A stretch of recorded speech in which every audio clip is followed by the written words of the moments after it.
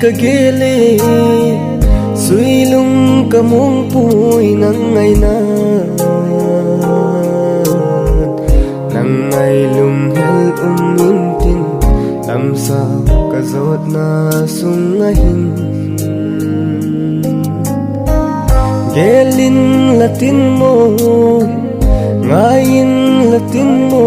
len namun kinle ka ngay hi tha zo lo in ka gel zin kalung sit ka ngay manin tha chom ka kala vai tham pi ne chen gelin lang milau zenin di lung laya mil mo din lang hen lung sit na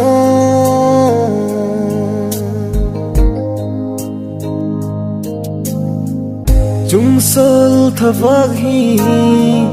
suy lung alenge lung doi nu nang ngay ka mong puy lam sao ka zot na sungahin kinle ka gele kinle ka ngay hi len namun gel zing hitin o tha kang lo din lung sit na kalung sit ka ngay manin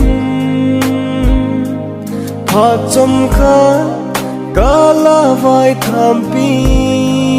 ne chen gelin lang milau zenin di lung laya mil mo din lang hen lung sit na